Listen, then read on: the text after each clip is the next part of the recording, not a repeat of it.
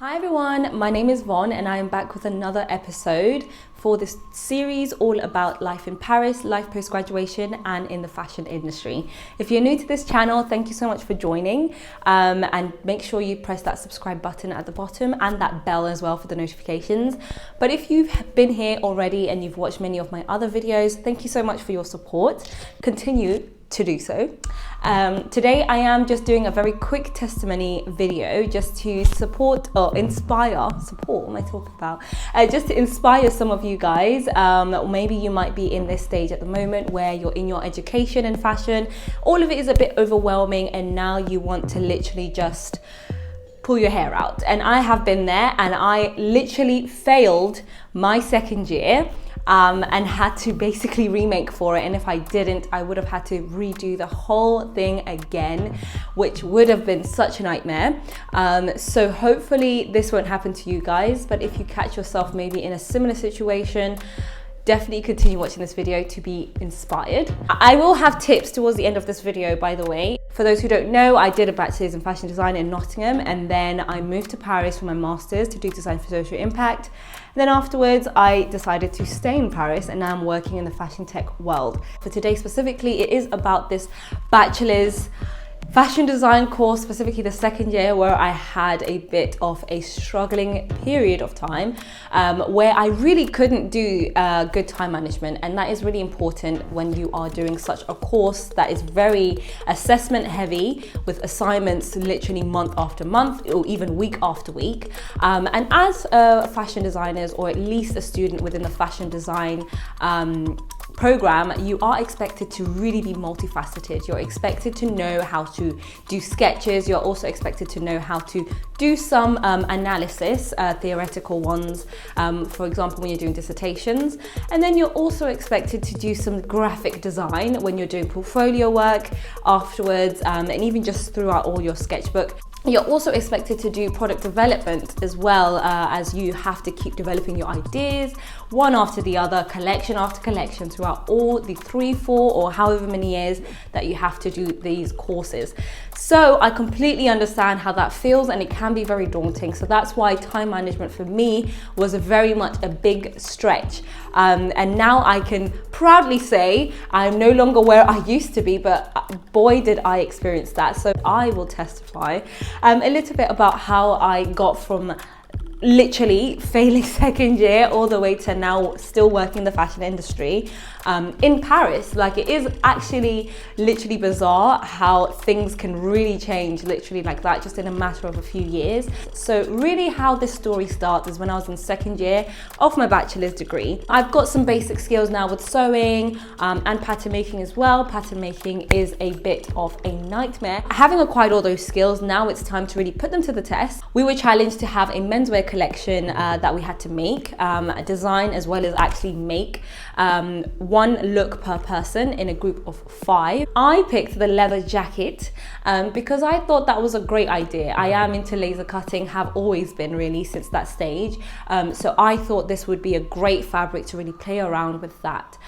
It was a great idea. The only problem was when now paired up with this time management issue, it didn't quite go so well. So pretty much it was a case of me trying to continue to think about great ideas that I could come up with and then create that into this laser cut artwork and then translate that onto the jacket.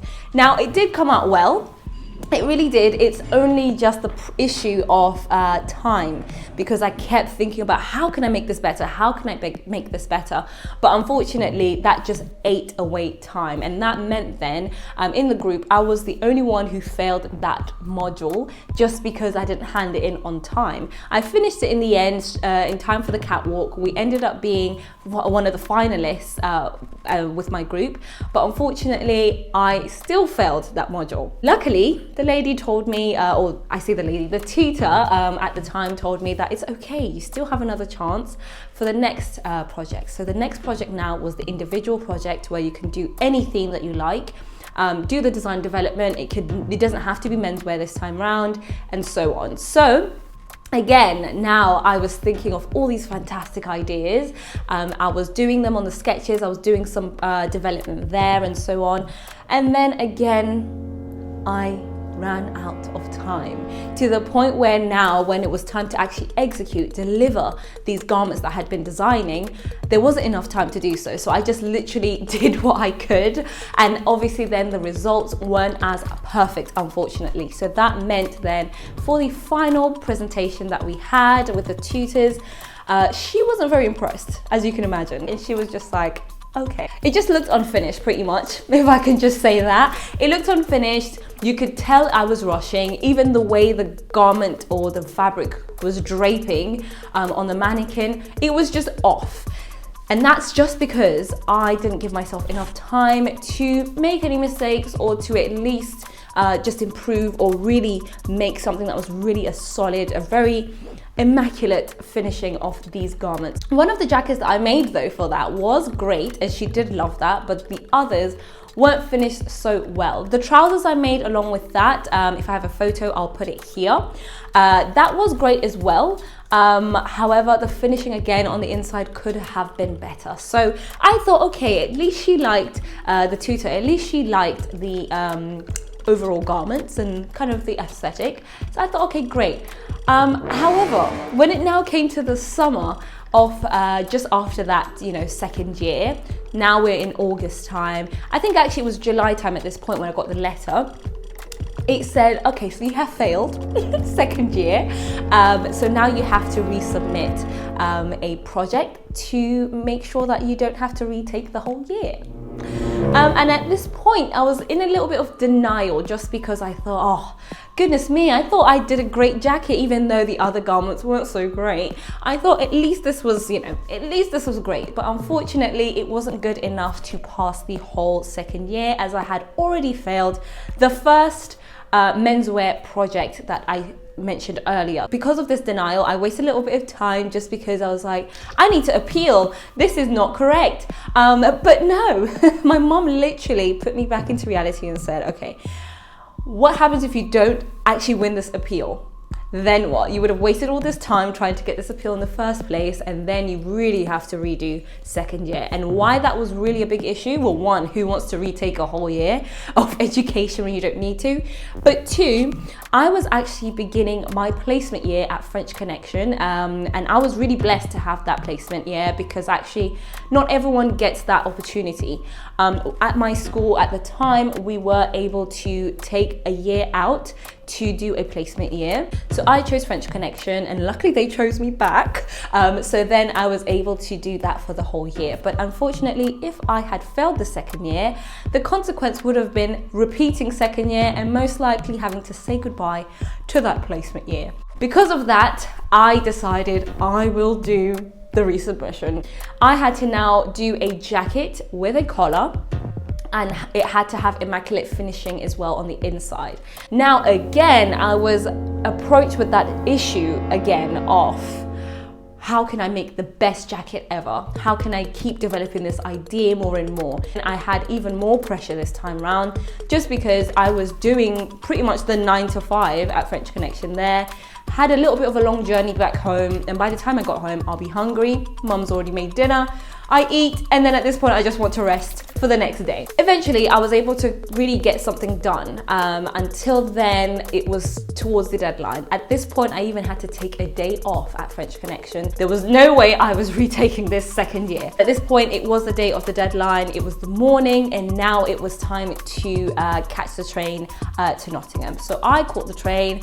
I was doing little bits that I had to finish there, and that was all fine. But when I got there, there was literally just some minutes. At this point, I'm panicking because I still had that lining to finish. Luckily, there was a technician there who was able to calm me down. But literally I was panicking, and I remember actually, I think it was at that moment I literally said, God, if you get me out of this, I will literally testify about this. And here we are today. I'm able to actually testify about that to you guys, because honestly, how I was able to finish that and then hand it in literally 5 minutes before the deadline is beyond me. I went up to the admin office and I literally handed it in, and she was like, oh, you left your name out there. And I was like, oh, okay, but I did hand it in on time, okay? Just remember that, right? So I quickly scribbled my name on paper and just stuck it on there.